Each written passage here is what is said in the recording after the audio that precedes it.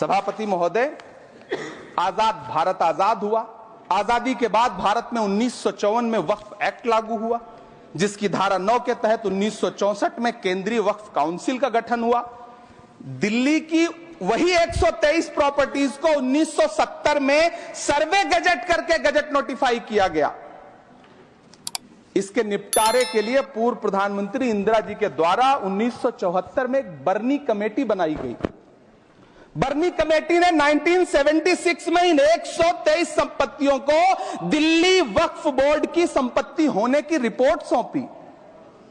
उस रिपोर्ट के आधार पर 1984 में कांग्रेस सरकार ने उन 123 प्रॉपर्टीज को दिल्ली वक्फ बोर्ड को सौंपने का फैसला किया, जिसके खिलाफ विश्व हिंदू परिषद कोर्ट गई। मामला 2011 तक पेंडिंग रहा। फिर 2011 में कोर्ट ने सरकार को आदेशित किया कि इसका निपटारा करो। तब 2013 में तत्कालीन यूपीए सरकार ने दिल्ली की उन्हीं 123 जायदादों को बर्नी कमेटी की सिफारिशों के मुताबिक वक्फ बोर्ड के हवाले किया। यही वो प्रॉपर्टीज हैं जिनके नाम से गृहमंत्री जी कल से कांग्रेस को कोस रहे हैं। फिर आई 2014 में भाजपा की सरकार, जो तब से इन जमीनों को हड़पने की साजिश कर रही है। जिस बिल को मुसलमानों के हुकूक की हिफाजत करने वाला बिल बताया जा रहा है, उसी को पेश करने के लिए और उस पर बात करने के लिए लोकसभा में भाजपा सरकार के पास एक भी मुस्लिम सांसद नहीं है। जिस वक्त, मैं लोकसभा कह रहा हूं, सुना करिए, जिस वक्फ बिल को मुस्लिम महिलाओं को हक दिलाने वाला बताया जा रहा है, उसे संसद में पेश करने वाली पार्टी के पास न तो राज्यसभा में, न लोकसभा में, न देश की किसी विधानसभा में एक भी मुस्लिम महिला सदस्य नहीं। कल किरण रिजिजू जी कह रहे थे कि रेलवे की जमीनें देश की जमीनें हैं, डिफेंस की जमीनें देश की जमीनें हैं। हां मंत्री जी, हैं, बिल्कुल हैं।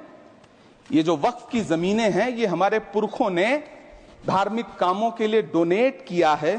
तो हम भी तो इसी देश के नागरिक हैं, हम भी तो इसी देश के बेटे हैं। तो वक्फ की जमीनें भी तो इसी देश की जमीनें हैं, उनको पराया क्यों बोलते हैं आप? सभापति महोदय, अशफाकुल्लाह खान जब फैजाबाद की जेल में फांसी के फंदे पर झूल रहे थे, तो इसी देश की जमीन के लिए झूल रहे थे ना। सभापति महोदय, अंडमान की जेल में काला पानी की सजा काटकर अपनी जान देने वाले मौलाना फजले हक खैराबादी हो या शेर खान अफरीदी हो, वो भी तो इसी जमीन के लिए अपनी जान दे रहे थे ना। सभापति महोदय, पाकिस्तान के खिलाफ लड़ते हुए अपनी जान देने वाले महावीर चक्र विजेता ब्रिगेडियर उस्मान हो या पाकिस्तान के पैटर्न टैंक उड़ाने वाला परमवीर चक्र विजेता वीर अब्दुल हमीद हो, वो भी तो इसी जमीन के लिए अपनी जान दे रहा था ना। और मंत्री जी, मैं इस सदन में अलल ऐलान ये कहता हूं कि जब भी इस देश की जमीन को लहू की जरूरत होगी, आपसे 2 कदम आगे इमरान खड़ा मिलेगा, ये मैं आपसे यकीन दिलाते हुए कह रहा हूं। सभापति महोदय, मैं सरकार से कहना चाहता हूं, हमसे हमारी इबादत गाहें तो मत छीनिए ना, हमारे घरों पे बुलडोजर तो मत चलाइए ना, हमारी कब्रों में तो हमें सुकून से सोने दीजिए ना। सभापति महोदय, माइनॉरिटी मिनिस्ट्री का बजट कट करके, मुस्लिम बच्चों की स्कॉलरशिप बंद करके अब सरकार कह रही है कि हम वक्फ की आमदनी से गरीब मुसलमानों का भला करेंगे। गुजरात की बेटी बिल्किस के बलात्कारियों की रिहाई के बाद उन्हें माला पहनाने वाली लोगों के नेता ये कह रहे हैं कि यह बिल मुस्लिम महिलाओं को उनका हक दिलाएगा। धन्यवाद मोदी जी, क्या बढ़िया सौगातें मोदी दे रहे हैं आप। पहले हमें गुजराते मोदी दिया, आप सौगातें मोदी दे रहे हैं। लेकिन यह सरकार इतना याद रखे कि इसी ठसक के साथ देश की संसद में सीए का कानून भी लाया गया था और कहा गया था बड़े बड़े भाषण देकर के कि पड़ोसी देशों से हिंदू भाइयों को ला करके यहां नागरिकता दी जाएगी। लेकिन मैं आपके संज्ञान में लाता हूं सर कि पिछले इतने दिनों में इनसे नागरिकता लेने के लिए 2000 व्यक्ति भी नहीं आए, जबकि इसके उलट इन्हीं की सरकार में पिछले 10 साल में 15 लाख से ज्यादा भारतीयों ने भारत की नागरिकता छोड़ करके दूसरे देश में जाकर के बस गए। यह हुआ उस कानून का अंजाम। सभापति महोदय, इसी तरह की जिद के साथ किसानों के खिलाफ भी कानून लाए गए थे। जिस तरह आज वक्फ के फायदे गिनाए जा रहे हैं, उसी तरह से किसानों को भी कृषि कानूनों के फायदे गिनाए गए थे। लेकिन अंजाम क्या हुआ? 700 किसानों की शहादत लेने के बाद सरकार को अन्नदाता किसानों के सामने घुटने टेकने पड़े और कृषि कानून वापस लेने पड़े। जिल्ले इलाही, जमहूरियत जो है वो नफरत और ठसक से नहीं चलती है, अकड़ से नहीं चलती है, उसमें सबकी हिस्सेदारी जरूरी है। कल देश के माइनॉरिटी मिनिस्टर ने लोकसभा में खड़े होकर एक शेर सुनाया था कि मुझसे कोई बदगुमान न हो, तो मैं उन्हें एक शेर सुनाना चाहता हूं कि मैं आज जद पे हूं तो इतना खुशगुमान न हो, मैं आज जद पे हूं तो इतना खुशगुमान न हो, चराग सबके बुझेंगे हवा किसी की नहीं।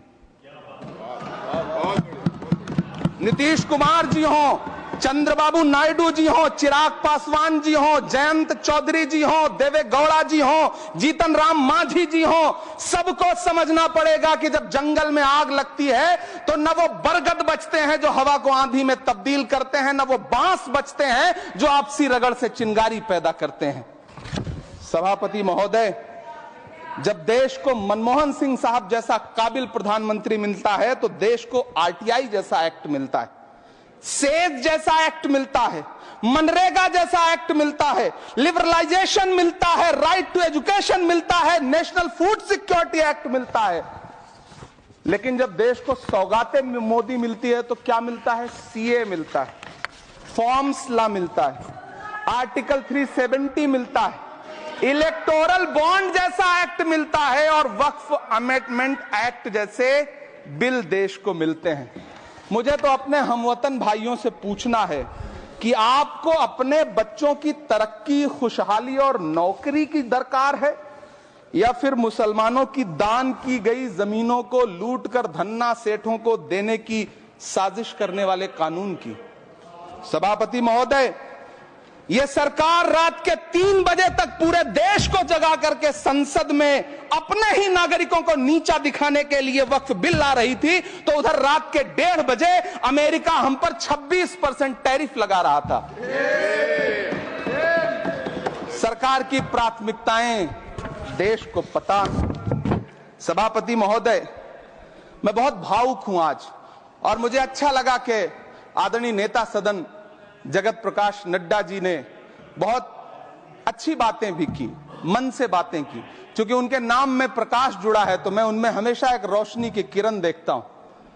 मैं उनके सामने बहुत अदब से यह बात कहना चाहता हूं कि चरागों के सफर में दबदबा हो आंधियों का तो फिर अंजाम जुल्मत के सिवा कुछ भी नहीं होगा। यह दुनिया नफरतों के आखिरी स्टेज पर है, इलाज इसका मोहब्बत के सिवा कुछ भी नहीं होगा। मैं भावुक हूं, मेरी पलकें गीली हैं। अगर देश की एक बहुत बड़ी आबादी को लगता है कि आप उसका भला करने के लिए नहीं बल्कि उनकी इबादतगाहों, उनकी कब्रिस्तानों, उनकी खानकाहों को बर्बाद करने का बिल ला रहे हैं, तो फिर आप अगर समझाने में नाकामयाब रहे हैं तो यह आपकी नाकामयाबी है। पहले समझाइए, उसके बाद कोई बिल लेकर के आइए, तब शायद हम आपका इतनी पुरजोर तरीके से विरोध ना करें। लेकिन सभापति महोदय, मैं अंत में सिर्फ इतना कहना चाहता हूं कि इस बिल में जो भी पॉइंट्स दिए गए हैं, बॉम्सी पोर्टल देख लीजिए, सरकार का झूठ आपको पकड़ में आ जाएगा। हम डरे नहीं हैं, हम सिर्फ सरकार से अपील कर रहे हैं कि हमें अपना समझिए। हम आपके अपने हैं, इस देश के नागरिक हैं और आप ताकत में हैं। संख्या बल के आधार पर बिल हो सकता है आप पास करा लें, लेकिन आपको यह बात समझनी पड़ेगी कि हम तो वो तारीख हैं, जहनों में रहना है जिसे, कागजी पुर्जे नहीं जो फाड़ डाले जाएंगे।